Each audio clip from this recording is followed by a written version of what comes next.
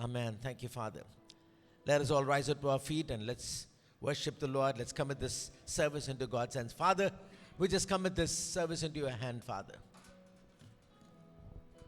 Lord, it is not something where we just come, sing some songs and hear a message and go. Lord, we are here to meet with you. You are the center of our focus. Lord, we are here to pour out our heart. Amen. Hallelujah. Lord, you are our city of refuge. You are our fortress. You are the rock, Lord, the immovable rock. This morning, Heavenly Father, I pray that, Lord, that each one of us will find the solace rest in you. That each one will receive the comfort in your presence. Each one will receive a guidance to take the next step. Each one will receive an answer for their questions in their life. Thank you, Father. Spirit of God, whatever you desire to do amongst us, I pray that you would do. I pray there will be nothing in our life that will hinder your ministry amongst us.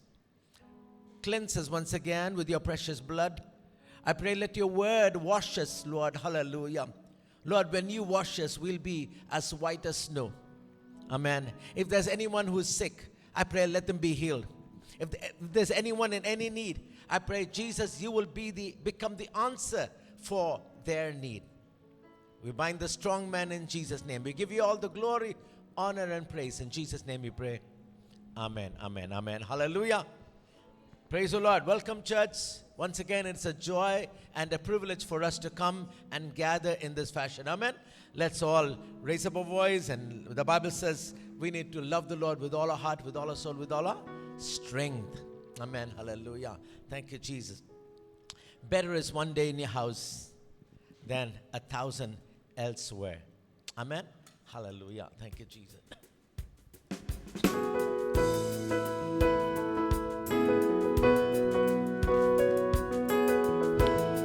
We praise you, Lord. Hallelujah.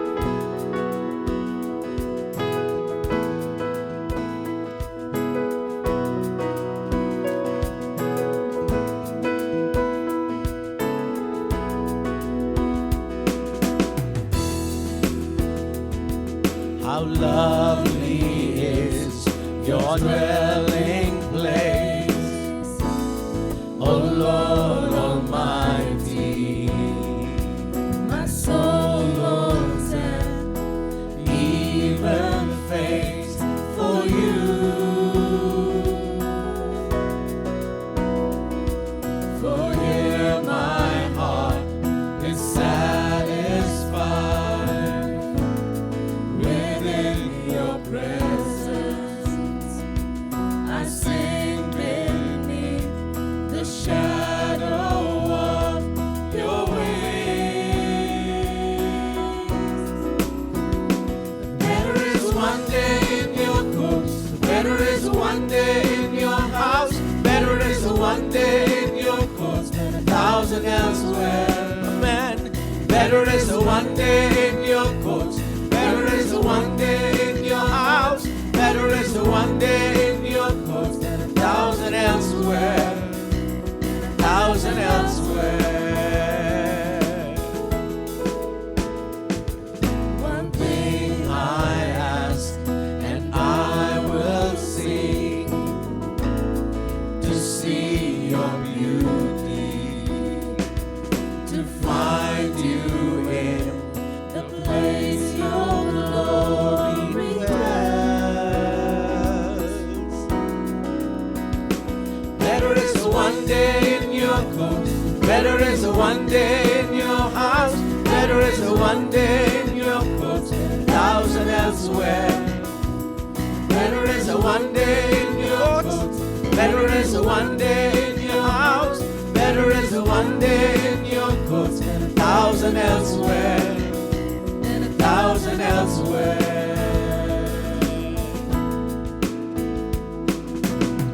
My heart and flesh cry out to you, the living one. Your spirit's water for my soul. I've tasted, I have seen. Come once again to me.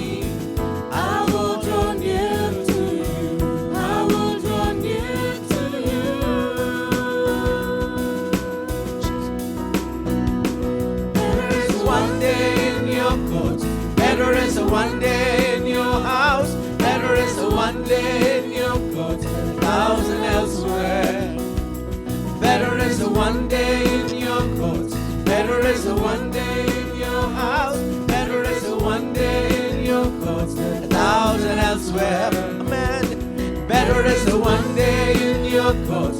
Better is a one day in your house. Better is a one day in your courts. Amen. Hallelujah. Better is a one day in your courts. Better is a one day in your house. Better is a one day in your Amen. Hallelujah. Once again. Better is a one day in your courts. Better is a one day in your house. Better is a one day in your Amen. Hallelujah. 1,000 elsewhere. Amen. Amen. Amen. Amen. Amen. Amen. Amen. Hallelujah. Church, for all these months, we were ostracized, we were pushed, we were not permitted. Better is one day in your house than 1,000 elsewhere. Amen. Hallelujah. Let us continue to worship the Lord in the reading of Psalms. Amen. Thank you, Jesus. Hallelujah. Amen. Please turn your Bibles with me to Psalm 84.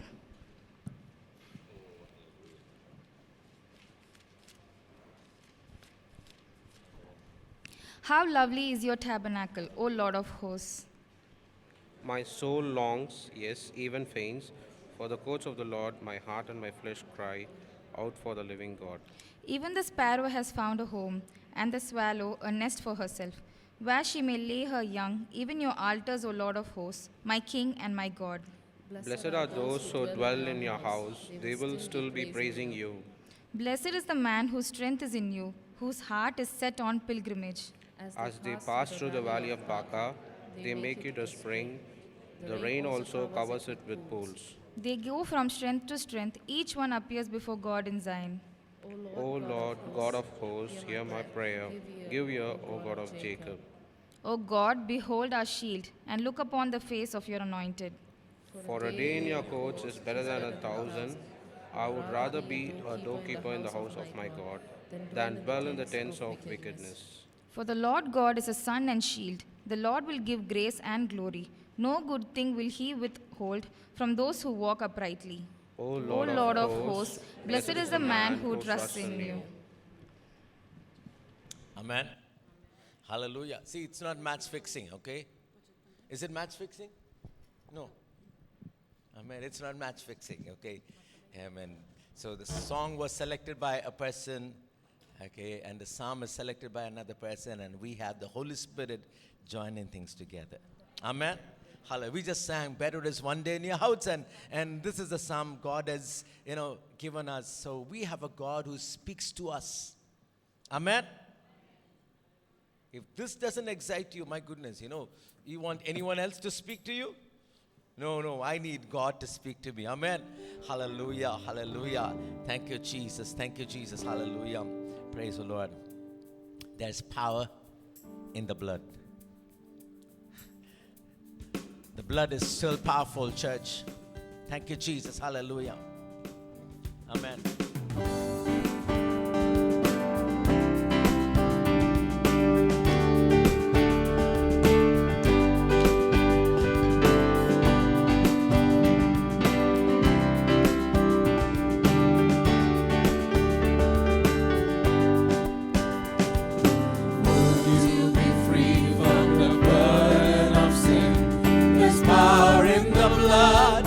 Power in the blood.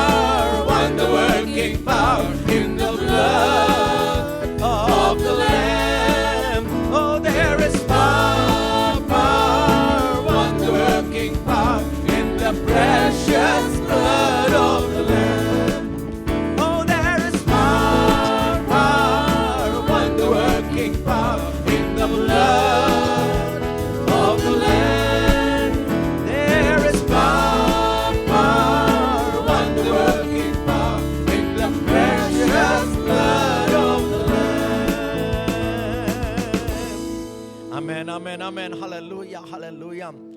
Even today, after all these years, 2,000 years, there is still power in His blood. Amen, amen, amen, amen, amen. Hallelujah, hallelujah. It's powerful to set you free. It's powerful to cleanse whatever stain, sin can stain in your life. It can wash you as white as snow. Amen, hallelujah. Let us continue to worship the Lord.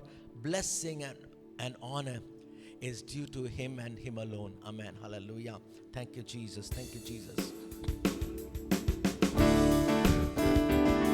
Oh, we praise you, Lord. Hallelujah. Thank you, Jesus. Amen. We praise you, Lord.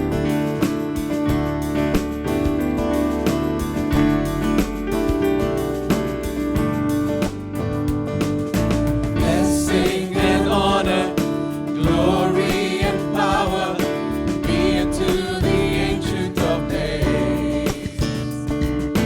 From every nation, all of creation, bow before the Ancient of Blessing and honor. Blessing and honor, glory and power be unto the Ancient of Days. Amen. From every nation, all of creation, bow before the Ancient of Days. Every tongue in heaven and earth shall declare your glory. Every knee shall bow at your throne. In worship you will be exalted, O God, and your kingdom shall not pass away, O Ancient of Days.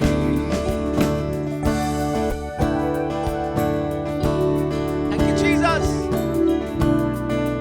We praise you, Father. Hallelujah. Sing and honor, glory and power be unto the Ancient of Days. From every nation, all of creation, bow before the Ancient of Days. Every tongue in heaven and earth shall declare your glory. Every knee shall bow at your throne. In worship you will be exalted, O God, and your kingdom shall not pass away, O Ancient of Days. Amen. Hallelujah. Your kingdom shall reign over all the earth, all the earth. Sing unto the Ancient of Days. For none can compare to your matchless works, matchless works. Sing unto the Ancient of Days. Your kingdom, amen. Your kingdom shall reign over all the earth, all the earth. Sing unto the Ancient of Days. None can compare to your matchless works, matchless works. Sing unto the Ancient of Days. Every tongue in heaven and earth shall declare your glory. Every knee shall bow at your throne. In worship you will be exalted, O God, and your kingdom shall not pass away, O Ancient of Days. Amen, amen, amen, amen. Hallelujah, hallelujah.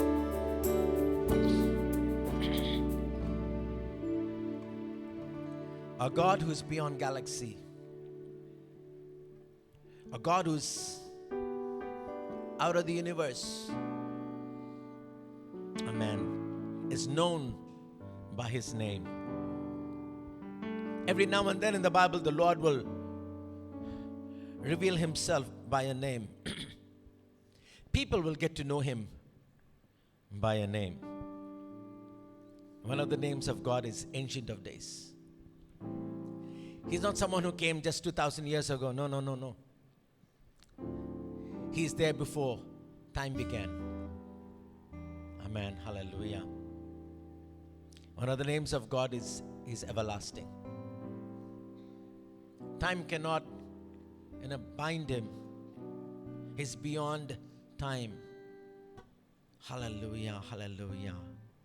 Oh, thank you, Jesus. Thank you, Jesus. Hallelujah. He's El Olam. Oh, we praise you, Father. Thank you, Jesus. And this God is there with us. This God is there to deliver you. However chronic your problem might be, however chronic your condition might be, this one who is ancient of days is there to deliver us. Oh, thank you, Jesus. Hallelujah, hallelujah. Thank you, Father. Thank you, Jesus. Thank you, Jesus. Hallelujah. Oh, we praise you, Lord. Come on, church, clap your hands.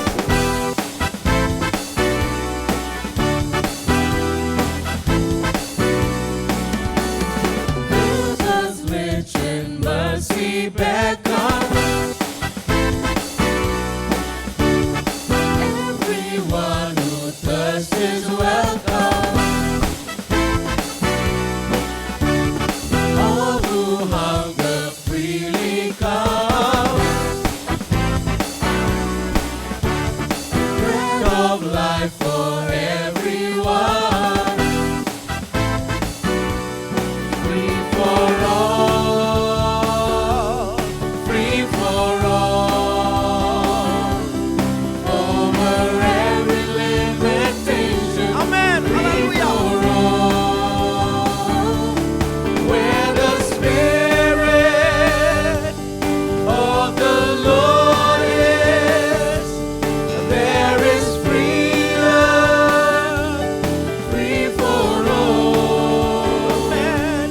Where the Spirit of the Lord is, there is freedom, free for all. Free for all. Amen. Thank you, Jesus. Hallelujah. Thank you, Jesus.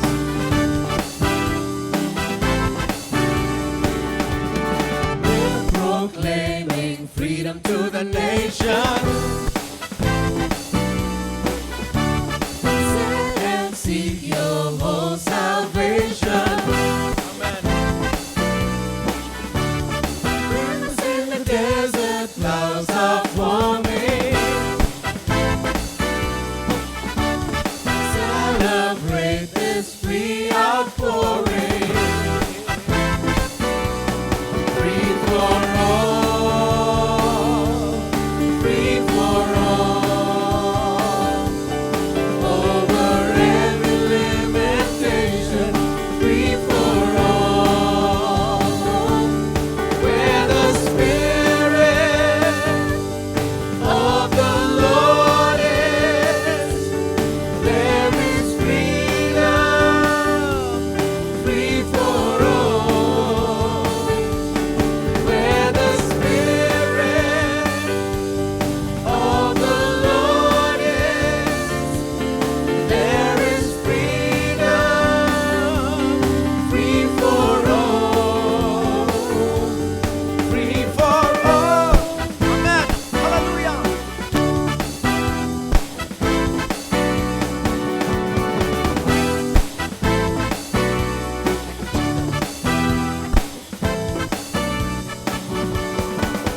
The sun sets free is free indeed. When the sun sets free is free indeed. When the sun sets free is free indeed. Amen. Amen. Amen. Amen. Hallelujah. Amen. Freedom from every limitation. We know what it is, right? We know what it is. Come on. You can't go out. Stay in. Mm-mm. God has given us freedom from every limitation. Amen. Hallelujah. Not just from the coronavirus. Amen. There are so many bondages, so many bindings the enemy brings in our life. Mentally, spiritually, emotionally. Amen. Hallelujah. Church, we have a God who's there to give us a holistic deliverance. A holistic deliverance. That's what Jesus does. If you haven't experienced that holistic deliverance today, in the presence of God, you can be set free. The Bible says, when the Son of Man sets a person free, he's free indeed, in practicality. Not just in theory, not just in a story. No, he's free indeed. Indeed. Hallelujah. Hallelujah. Hallelujah. Thank you, Jesus. Thank you, Father. Thank you, Jesus.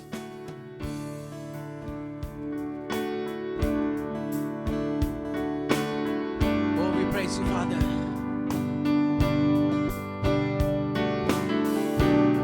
Thank you, Jesus.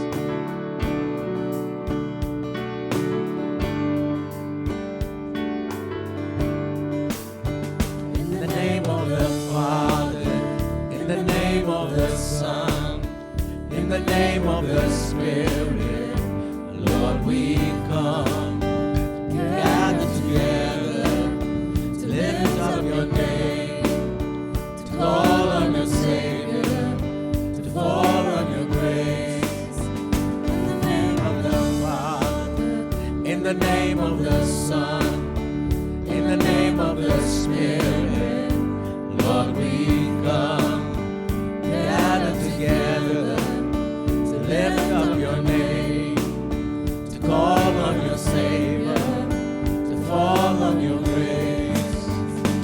Hear the joyful sound of our offering as your saints bow down, as your people sing. We will rise with you, lifted on your wings, and the world will see us. Yes, the world will see us. Our God saves. Our God saves. There is hope in your name. Morning turns to songs of praise. Our God saves. Our God saves. In the name of the Father, in the name of the Son, in the name of the Spirit, Lord, we come, gather together to lift up your name, to call on your Savior, to fall on your grace. Hear the joyful sound of our offering as your saints bow down, as your people sing. We will rise with you, lifted on your wings, and the world will see that. Yes, the world will see that. Our God saves. Our God saves. There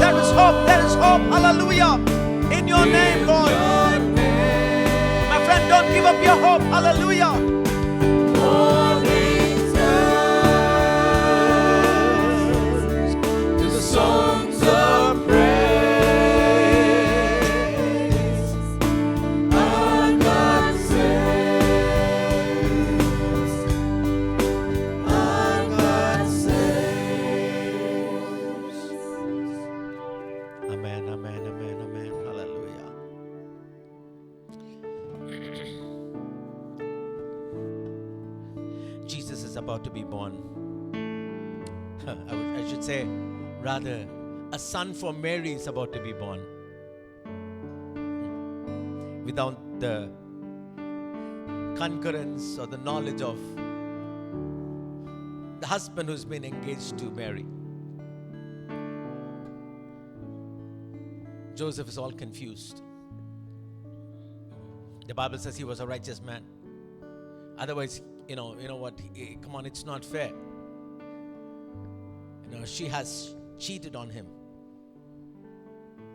And according to the Jewish tradition, should be stoned in public. But he thought, okay, let me just spare her life. I don't know, whose child this is. I don't know. Let me secretly, quietly, divorce her, separate her from my life, get rid of her. While he was so disturbed that night, the angel of the Lord came and spoke to him. Hey, Joseph, don't be worried to take Mary as your wife. In fact, you don't have to blame anyone. I'm to be blamed. You want to blame anyone? Blame God. Blame God. In fact, you know what? This child is with a purpose. I want you to name this child Jesus. Why Jesus? Because he's going to save everyone. Even before the son of Mary was born, he was named by the Mary's husband who was betrothed. And his name was Jesus. Even today, the name of Jesus is above all other names. Hallelujah. However bad the condition might be, the Lord is there, powerful to save you, deliver you. He is our deliverer. Oh, thank you, Jesus. Hallelujah. Church, don't you ever forget this name, Jesus. This name, Jesus, is there to save you. Hallelujah. From sin, sickness, and curse. Amen. That's exactly what happened on the cross. He had to die. He could have died in any other way. Yesterday in the Bible study we saw that. He had to die hanging on a cross. You know why? So that he can become a curse for you. So that he can remove all the curse in your life. You don't have to be cursed. A lot of people go through curses in life. Sometimes because of some generational curse. Whatever curse it is, Jesus died for those curses on the cross. When Jesus bled and died, he bled so that our sins can be washed by the blood of Jesus. Because the Bible says, without the shedding of blood, there is no remission of sin. Amen. Hallelujah. Not only he bled and died, not only did he die on the cross, they scourged him, they flogged him 39 times. And the Bible says, by his stripes we are healed. Amen. Hallelujah. Our God saves. Our God saves. Our God saves. There is hope. There is hope in your name. Yes, Lord. Hallelujah. Morning turns to songs of praise. Our God saves. Our God saves. Father, if there's anyone who needs salvation, deliverance today, help them to know you as Savior, as a Redeemer, as a healer, as a deliverer. I pray that, Lord, this word will become flesh in their life. This word will become real in their life. We continue to worship you. Though we have stopped singing, with every breath in our life, Lord, we worship you. We give you all the glory, honor, and praise. In Jesus' name we pray. Amen. Amen. Please be seated. Greetings to you all in the matchless name of our Lord and Savior Jesus Christ. Once again, it is a joy and a privilege for me to join with you in this morning worship. And this morning, I would like to turn our attention to a very familiar passage of Scripture, a miracle which was performed by Jesus, found in the Gospel of John, chapter 11. John, chapter 11. You know, it's a prominent passage that we all are familiar with. What do you read in 11th chapter of John? Lazarus. Well, this morning, I would like to focus on this chapter, the 3 commands given by our Lord Jesus Christ in this passage. You know, a lot of things are being exposed and preached from this pulpit on this particular passage. And I don't know, for a long time, the Lord has been putting a heavy thought on my soul and my heart to preach this particular passage to you. And I stand here with various mixed feelings because we lost one of our sisters, our church members, as you know, Sister Ramsa. Well, I was in a dilemma whether to preach this or not. But since it is from God, Amen, I don't want to stop it. Amen. Amen. It is a prompting of the Holy Spirit. I know that it was the burden of our Lord, and therefore I just want to preach to you this morning. Shall we turn our Bibles to John's Gospel, chapter 11, and verses from 30 to 44, 30 to 44. Now Read. Jesus had not yet come into the town, but was in the place where Martha met him. Then the Jews who were with her in the house, and comforting her, when they saw that Mary rose up quickly and went out, followed her, saying, "She is going to the tomb to weep there." Then when Mary came where Jesus was and saw him, she fell down at his feet, saying to him, "Lord, if you had been here, my brother would not have died." Therefore, when Jesus saw her weeping, and the Jews who came with her weeping, he groaned in the spirit and was troubled. And he said, "Where have you laid him?" They said to him, "Lord, come and see." Jesus wept. Then the Jews said, "See how he loved him." And some of them said, "Could not this man who opened the eyes of the blind also have kept this man from dying?" Then Jesus, again groaning in himself, came to the tomb. It was a cave, and a stone lay against it. Jesus said, "Take away the stone." The first command that Jesus gave was, take away the stone. Yeah. Martha, the sister of him who was dead, said to him, "Lord, by this time there is a stench, for he has been dead 4 days." Jesus said to her, "Did I not say to you that if you would believe, you would see the glory of God?"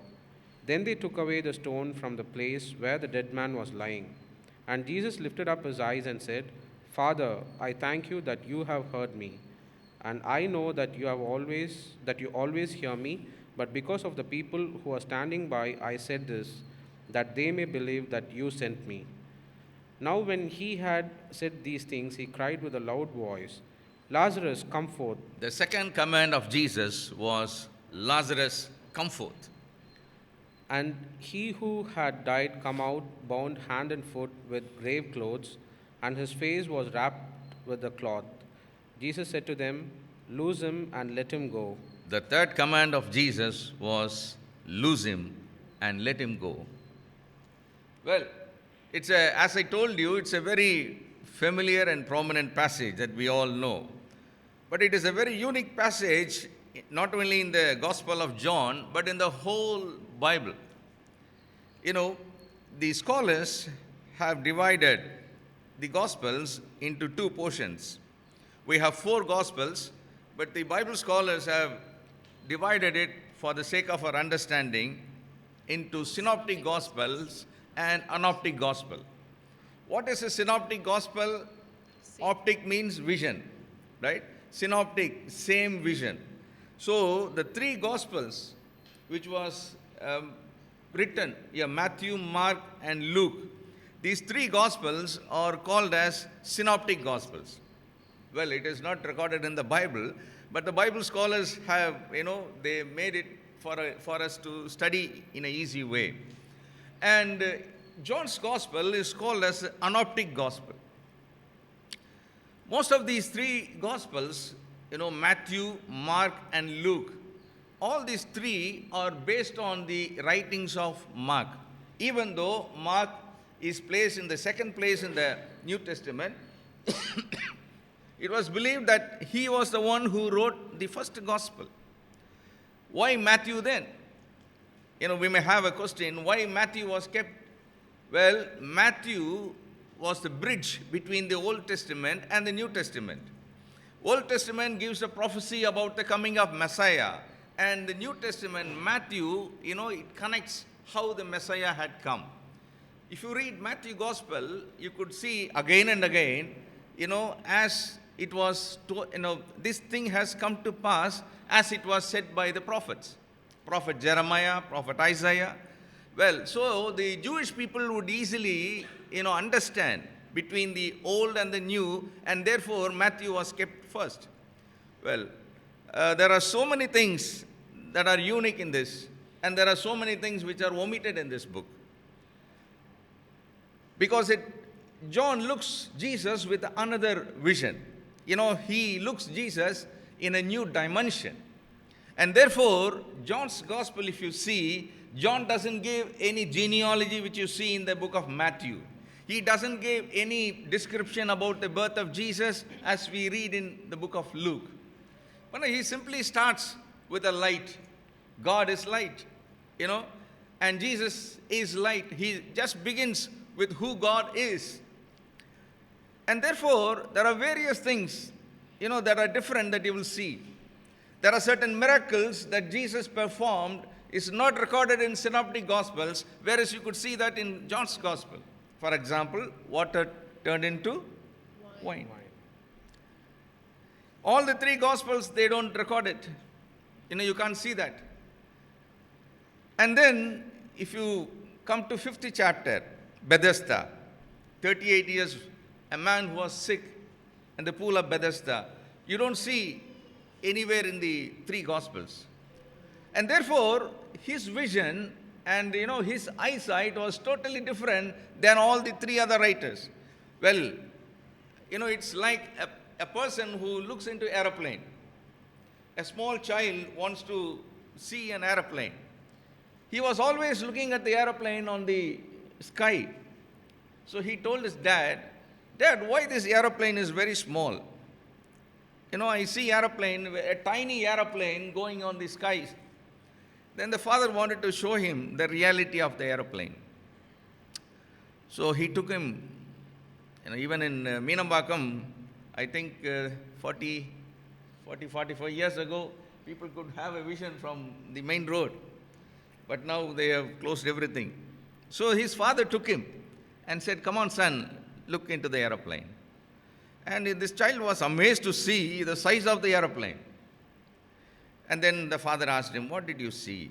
What are the things you saw in the aeroplane?" The child could notice only a few things. That is, what he could see was very few. He would have seen the wings, he would have seen the, big propeller, all those things he could have seen. But there are tiny machines which are inside. Only the pilot and the co-pilot and the mechanics, they could see. Likewise, John, I would say, all the four people have seen Jesus from a various dimension. And John was the one who looked beyond what others could see.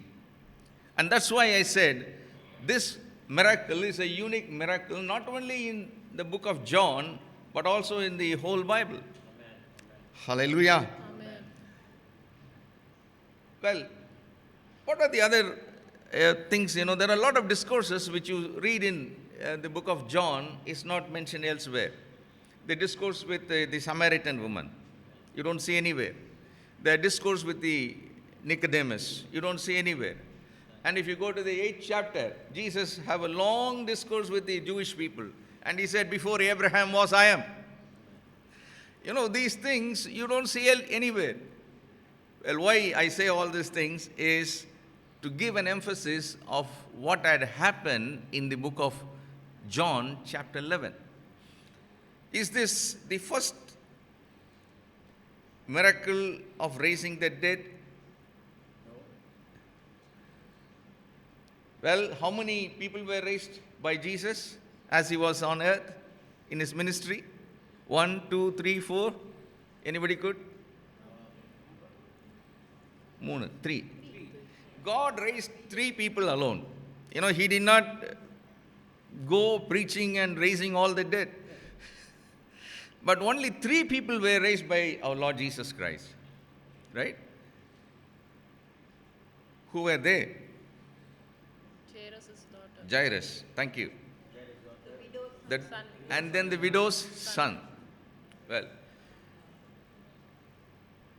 Jairus' daughter was dead recently. You know, I said it is a unique miracle, and I'm just giving you a few insights about it. Jairus' daughter, please read Mark 5, 22 and 23. And behold, one of the rulers of the synagogue came, Jairus by name, and when he saw him, he fell at his feet and begged him earnestly, saying, My little daughter lies at the point of death.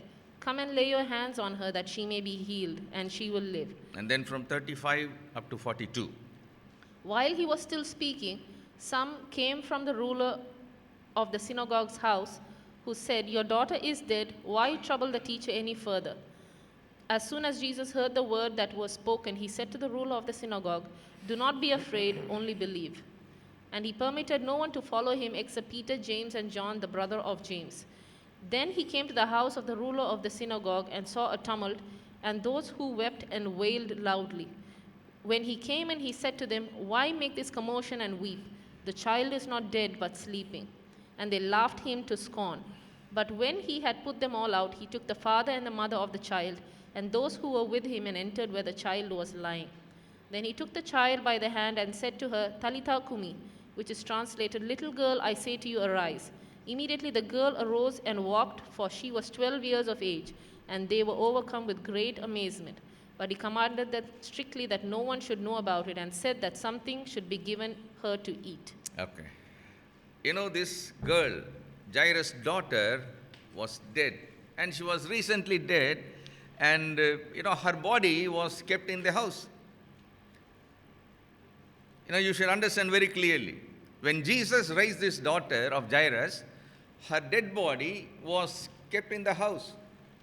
And Jesus was there, and he said, he asked the mourners, the professional mourners were there, mourning for the death. Jesus said, Get out. This is not the time to mourn. I am going to raise this young girl again. Wherever you see, the Aramaic word in the Bible, there is an explanation. Jesus said, what Jesus said after holding this girl's hand? Talitha Kumi. Talitha Kumi. That is an Aramaic word, and therefore there is an explanation given besides the meaning of it. The girl was dead and kept in the house. Was he able to raise the girl from the house? Did Jesus raise her? Yes. Yes, he was able to do that. Then we go to the 9 widow's son. This was the daughter. The second one is a son of a widow. You read this about, in Luke chapter 7, from verses from 11 to 15. 11 to 15. Now it happened the day after that he went into a city called Nain, and many of his disciples went with him, and a large crowd. And when he came near the gate of the city, behold, a dead man was being carried out, the only son of his mother, and she was a widow. And a large crowd from the city was with her. When the Lord saw her, he had compassion on her, and said to her, Do not weep. Then he came and touched the open coffin, and those who carried him stood still. And he said, Young man, I say to you, arise. And he who was dead sat up and began to speak, and he presented him to his mother. Then fear came upon all, and they glorified God, saying, A great prophet has risen up among us, Enough. and God hath visited his people. Okay. Here you see a dead person, an young man, son of a widow. He is not kept in the house now. He is on the way to burial. They took him on the bier, and he was about to be buried. I don't know how many days before he died.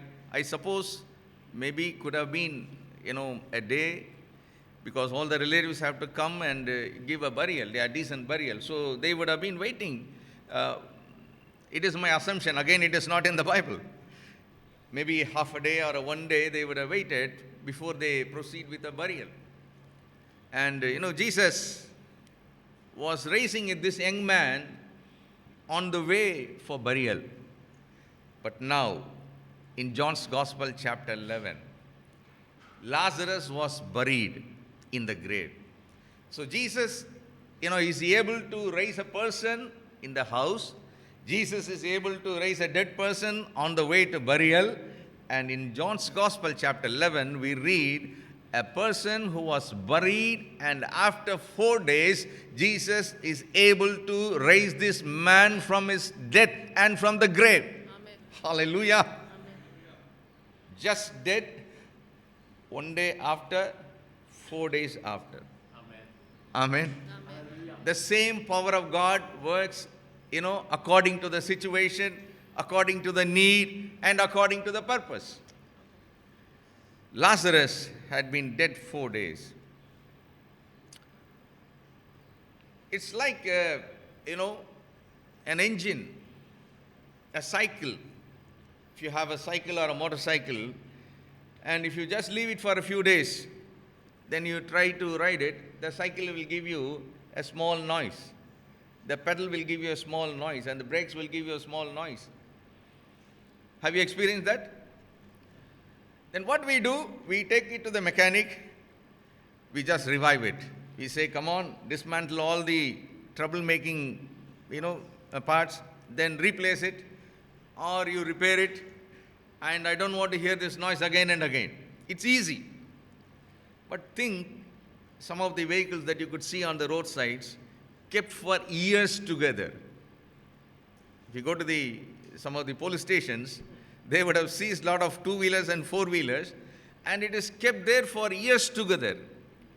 Getting rusted and worn out and, almost decayed. And even the JCB engine cannot lift it up. It will go into pieces. Is it possible to repair? Is it possible to replace the spare parts for all those vehicles? No, definitely no. It is a condemned one. The situation of this man, Lazarus, is also the same one. 4 days old, dead body, coffin, decomposed body. What God can do, what God is going to do. Let us note some of the things, The presence of the Lord, it brought clarity. When Jesus came there, it brought clarity to them. He made it clear that He was light and He works in spite of darkness. In spite of darkness, this light can give a new illumination to the dead bodies and the dead situation. He brought clarity in their lives. He brought clarity that He was life and He works in spite of death. Jesus is life. And He also brought comfort. When Jesus came there, please read John chapter 11 and verse 27. She said to him, Yes, Lord, I believe that you are the Christ, the Son of God, who is to come into the world. That gave you could see the comfort. I believe that you are Christ. I believe that you have come here as a Messiah to redeem us. And there is also comfort in His work. He brought compassion over here. you could see the small two-phrase words in the Bible in this passage. That was, that used to be the first scripture that we normally teach to a young child. Jesus wept. Only two phrases. But that speaks about the compassion of our Lord Jesus Christ. Well, now Jesus comes and he gives the first command. The first command is nothing but take ye away the stone. The stone. Jesus is standing in front of the tomb. All the Jewish people and the relatives, the sisters of Lazarus, they were with Jesus. There was life standing outside and there was death inside the tomb. Light outside and darkness inside. Hope is standing outside and, hopelessness is found inside the tomb.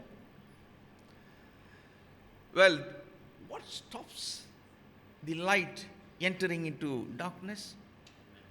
What stops the hope entering into the hopeless situation? What stops life getting into the death? That is the stone. Hallelujah. There is something which hinders God's manifestation of His power.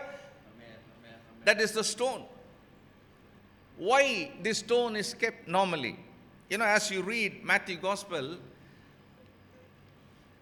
the people who killed Jesus, they went to the governor and they said, "Sir, we remember that Jesus will rise again. That's what his disciples are saying. And we don't want anybody to take away his body, steal his body." Why the stones normally are kept on the grave is because in those days, the coffin stealers, the robbers, people, they even steal the dead bodies for various issues. Some of the legal issues may be there. So they don't want to leave the body for further investigation, so they used to hire thieves to carry the body out. And therefore, they wanted to preserve. If anyone is dead, they just put a big stone so that it cannot be rolled away. The second thing why the stones are kept is to prevent the dead bodies from the attack of the wild animals. The cannibals may come and carry away the dead bodies. So, therefore they keep the stones. But here, this stone is also a very big stone. When Jesus was kept in the tomb of Joseph, a big stone was kept and it was sealed by the government. Nobody could open it. Here, a big stone which stops the power of God, which stops the light of God, which stops the work of God.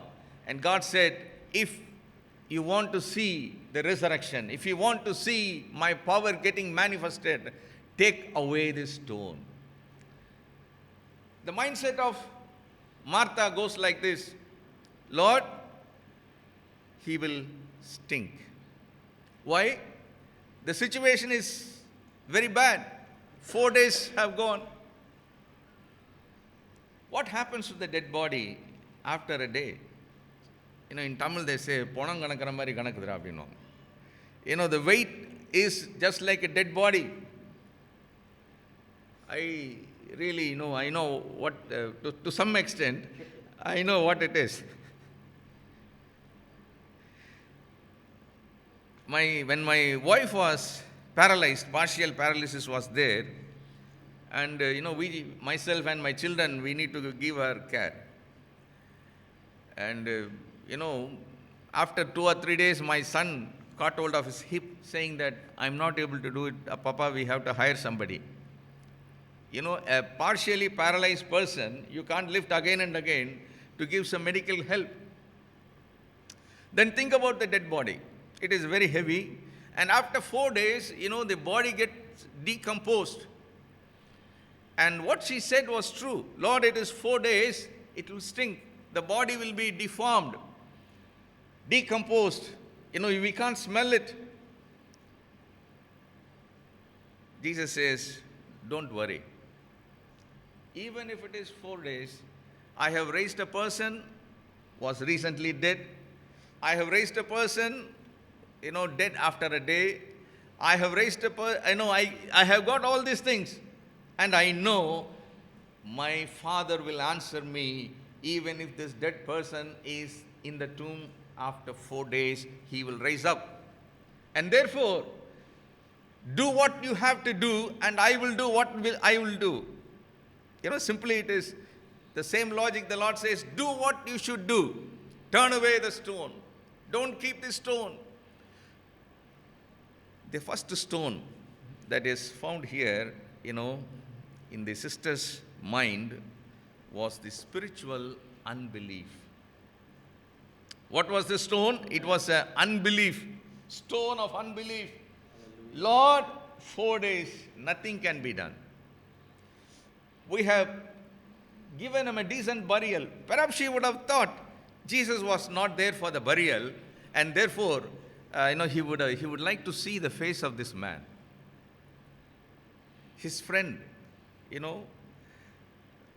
is there in the tomb, and Jesus could not see him. As the burial took place, he could not come because of his ministry. Perhaps he wanted to see, have a glimpse of his face.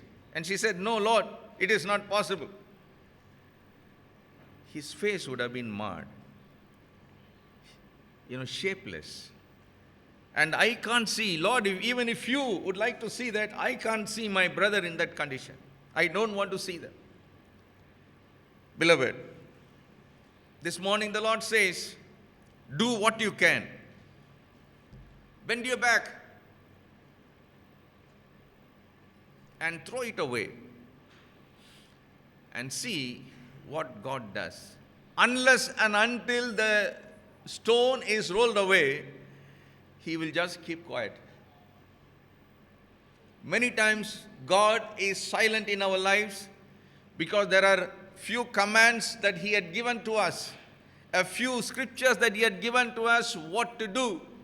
And when we don't do that, God keeps himself helpless. In other words, I would say he would refrain himself from doing good for us.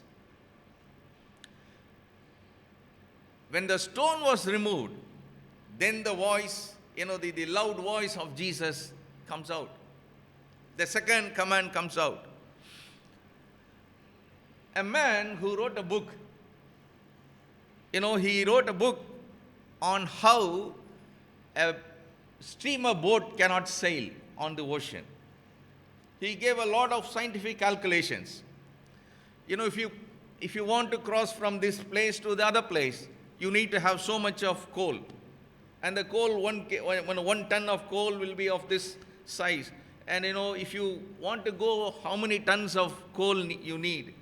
And what will be the weight of the machines?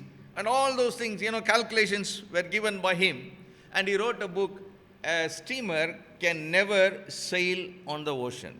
A ship cannot sail in the ocean. Well, this book was, a man made a steamer, a man made a ship. And, he took this book in his hand and crossed the ocean from the one side to the other to give to the other end. See, this is what people said. A steamer boat cannot come, a ship cannot come in the ocean, but, we have made it. Amen. Hallelujah. Amen. So that is what here we see. The sisters are saying, Lord, it is not possible. It is not possible. We all know a story. A young man who was in love with a girl. He said, he wrote a letter to his friend. I can cross across the deserts to see you, and I can swim any amount of miles on the ocean to come and see you. And, a lot of things. I just want to see you. I will any obstacle, I will just overcome it.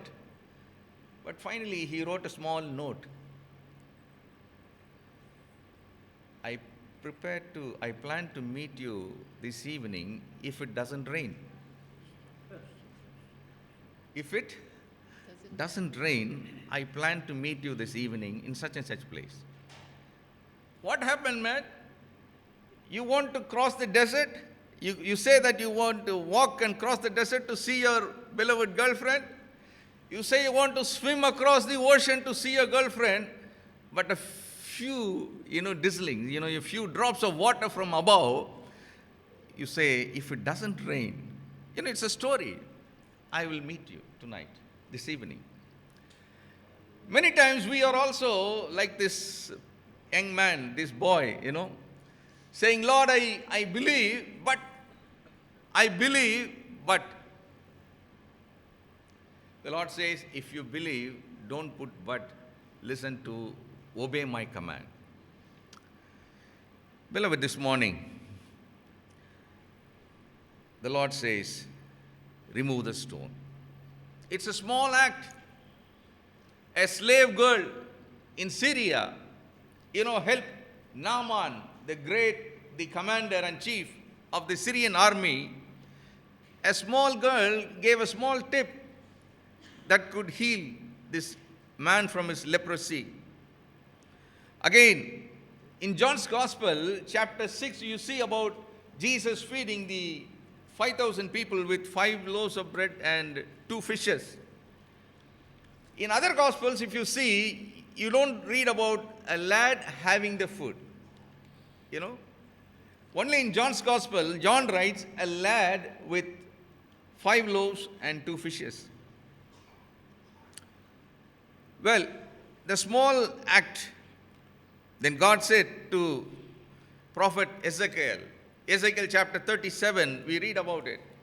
Come on, prophesy to the dead bones, the dry bones. They are not only dead, but they are dried up. God said, speak it out. And he did it. And then a revival took place. Beloved, this morning, God says, we need to remove certain blockage that could be stress in our life. What are some of the blockages, the stones that stop the power of God is stress. Number 2 is fear. Number 1 is stress. Number 2 is fear. Number 3 is procrastination, that is delaying things. Number 4 is anger. Number 5 is, making much effort, trying very hard. These are some of the stones that are kept before us, stopping the power of God entering into our lives, stopping the light of God shining on our faces. Today, we live in a world which is full of stress. You ask children who are going to KG, kindergarten, they say, I'm very, very much stressful. Why? What makes you stressful? The syllabus makes me stressful. You ask a person who works in a company, or a teacher, or a doctor, whoever it is, it's a common word now. Well, the work style, the learning style, the skills, and our energy level, all these things have, made a change.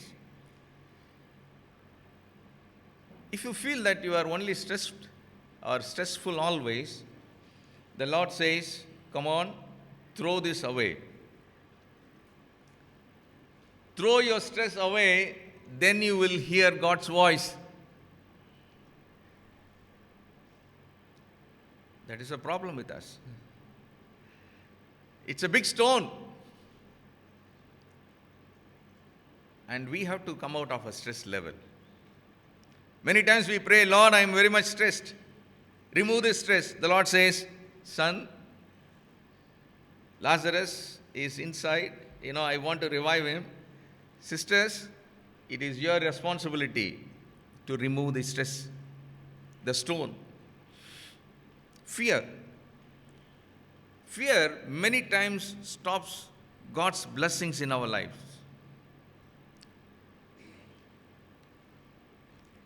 There are various reasons we fear for.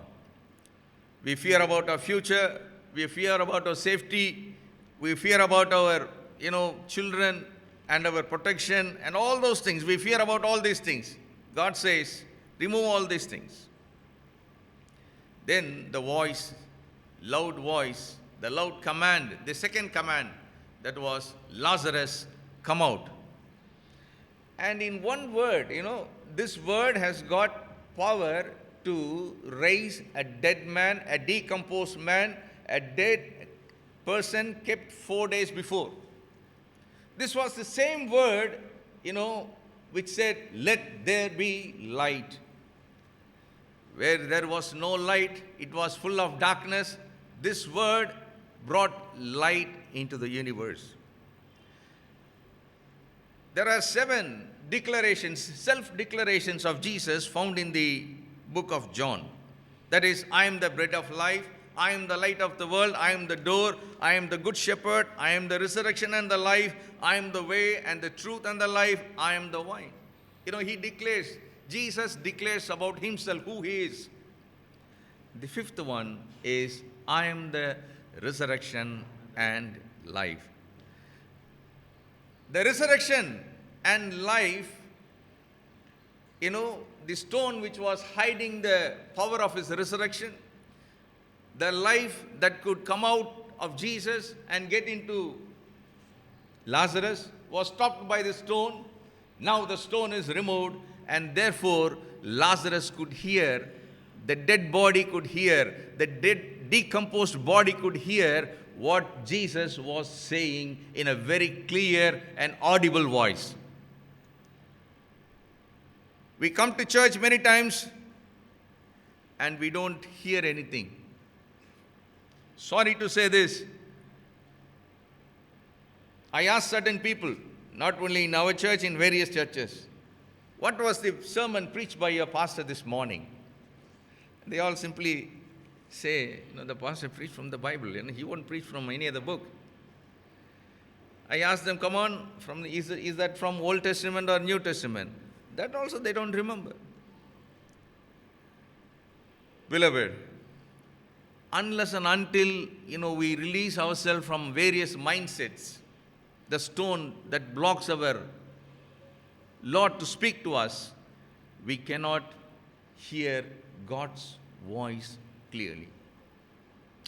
The third command given by the Lord was, let's take off, loose him and let him go.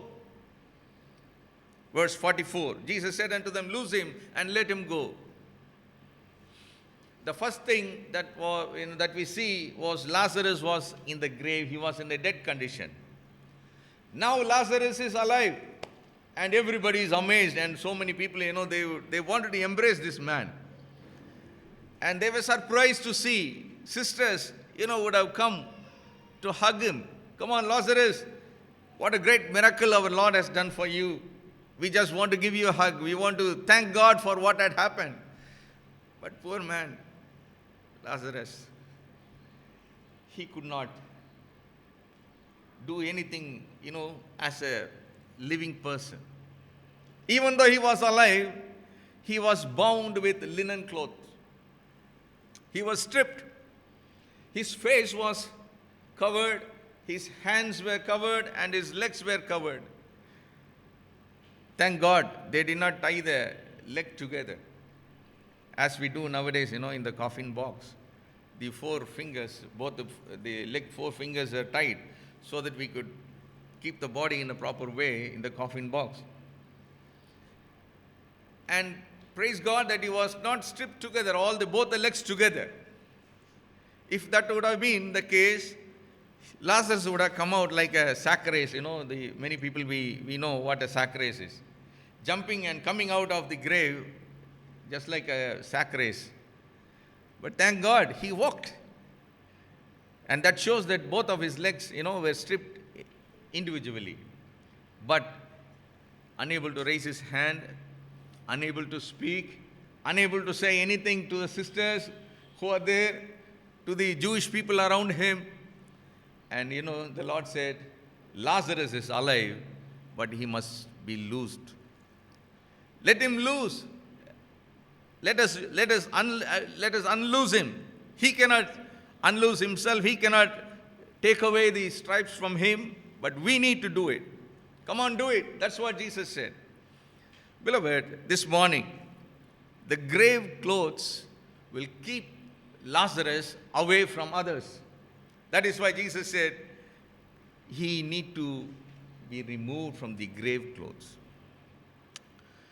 There are certain habits, even though we are born again, even though we are saved, we call ourselves we are saved. There are certain habits of the dead, and there are certain thoughts of the dead, which continue to the newly born again Christians. Some of the traditions that they follow, and there are certain thoughts that they cannot come out. The Lord says, a person who is born again, a person who calls himself, I am a saved person, I am a person full of new life. Lord says, come on, yes, good, but what about your habits which are old? What about your thoughts which are very old? You need to have a transformation of your thought life, renewal of your mind. And a person who recently comes to Christ, accepts Christ, he may not know why certain things are done, why certain things are not done. And it is for us to give them, the proper explanation and support. Could somebody read Galatians chapter 6 and verse 1? Brethren, if a man is overtaken in any trespass, you who are spiritual, restore such a one in a spirit of gentleness, considering yourself, lest you also be tempted. What is our role? We need to encourage, we need to support, we need to help someone who's like Lazarus be tied. Tied with old habits, sinful habits. The Lord says, now it is our duty to help. A person who cannot talk, who cannot give a witness to Jesus, witness about Jesus to the friends, the new believers, they would always have a complex of fear. What others would think.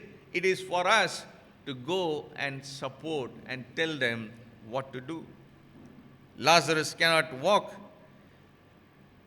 Lazarus, he could not clap. And Jesus said, Lazarus need to be released from his bondage. And it is for us to do. Loose him. And those who lose others, must be loosened first. I must be a person with freedom. I should have a freedom to unloose others. In 1 John chapter 3 verse 8 we read, for this reason was the Son of God manifested, that he might destroy the works of the devil. The word destroy the works of the devil, the word destroy in Greek language is the word loose. So Jesus came to loose the person who was being tied by the works of the devil. And the Lord says, come on, I have come to loose, the people who are tied, and now it is for you to loose this man, Lazarus. To loose is to help them come out of the old life. Do you have enough life to lose others? Let me repeat, and I just want to think. Do you have enough life to lose others? Shall we bow down in prayer? Shall we all stand on our feet for a few seconds?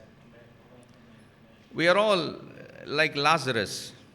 We call ourselves people having new life, people enjoying the experience of salvation. But many a times we struggle with our old nature. Many a times we struggle with our old habits.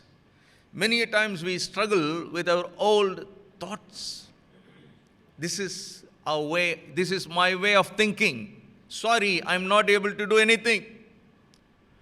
We say like Paul, Apostle Paul, what a wretched man I am. Unable to come out of all these things.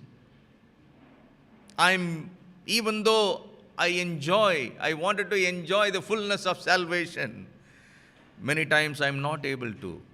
Beloved, we all go through this situation. As a preacher, I struggle. And as God's people, we all struggle. And the Lord says, come on, loose him. It's time to untie Lazarus' old things, the dead clothes, the grave clothes. I just request you to stretch forth your hand towards your neighbor. Or he or she may be a husband or a wife or a friend or a fellow believer. Stretch your hand, right hand towards the person and pray to God. It's the first thing that we all could do. Lord, I just pray, I just unloose him, Lord, that he be away from all the old habits, the sinful habits, the sinful thoughts. Hallelujah. The old nature, the old thoughts, Lord. I just pray, Lord, that he or she be delivered. Come on, shall we all do it in a small, a meaningful prayer from your heart. Hallelujah. Hallelujah, hallelujah, hallelujah, hallelujah. Thank you, Jesus. Thank you, Jesus. Amen. Hallelujah. Thank you, Jesus. Sometimes there is a delay. Sometimes it's a delay. And that stops you. That stops you. Hallelujah. The stone of unbelief. This has happened. I really expected, because Mary and Martha expected Jesus to come when Lazarus was sick. And Jesus delayed.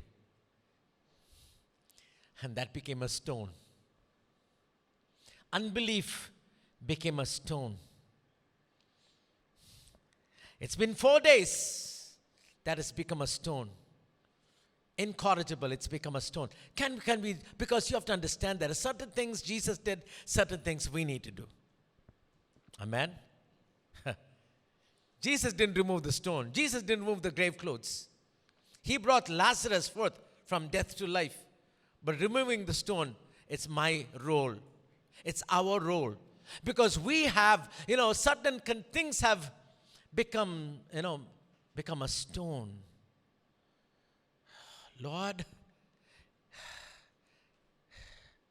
it's been some time. There's been delay in this condition and it's become a stone. Father, help me today to remove that stone. Amen. Lazarus was dead.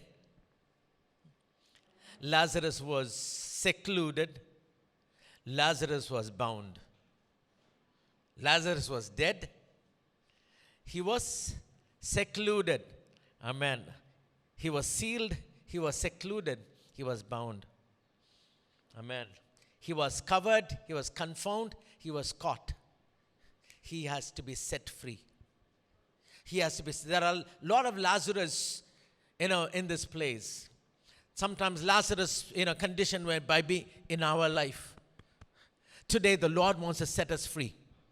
Amen. Hallelujah. Because you know what? What stops, beautifully Pastor said, this side there is light, that side there is darkness. This side there is life, that side there is death. This side there is freedom, that side there is bondage. And what is in between is a stone. We need to remove the stone. We need to remove the stone. And please understand, today, as the word is being preached, on one hand, you see the light. The other hand, we see darkness. And then the stone of unbelief must be removed. Amen. The stone which says, it's been a long time, 4 days, that stone needs to be removed. Amen. Hallelujah. Hallelujah. Lord, you should have come, 4 days earlier. Earlier, he was sick. Now it's incorrigible. Now it's hopeless. That stone needs to be removed. Amen. Hallelujah. Can we just remove that stone and give God room in our life? Hallelujah. Let the light come into darkness. Let that life come into death. Amen. Hallelujah. Let freedom come into bondage. Amen. Hallelujah. We have a God who will set us free. Father, I don't know whose condition is dead this morning. I don't know, Father, which Lazarus is dead this morning. In our mind, in our relationship,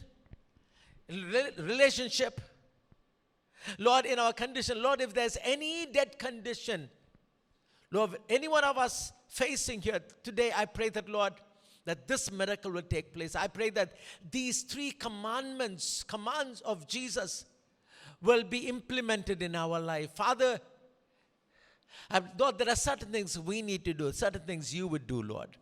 Help us to remove the stone of unbelief. Lord, help us to remove the stone where we think, Lord, it's been a long time. Lord, help us to remove the stone which is in our mind, Lord, which says we feel that it's incorrigible. Lord, help us to, Lord, prepare us for the miracle, prepare the situation for the miracle. And Lord, we know that just one word can change us. One word can bring a change in our life. And thank you, Father. And also, Master, help us to remove the grave clothes. Lord, though we are saved, though we are born again, Lord, we are still bound in certain areas. Lord, there are certain people who are still bound in certain areas. I pray that, Lord, they will be set free so that, Lord, whatever freedom they experience inside, they will also experience outside, Lord. Bless your people. Bless your servant. In Jesus' name we pray. Amen, amen, amen.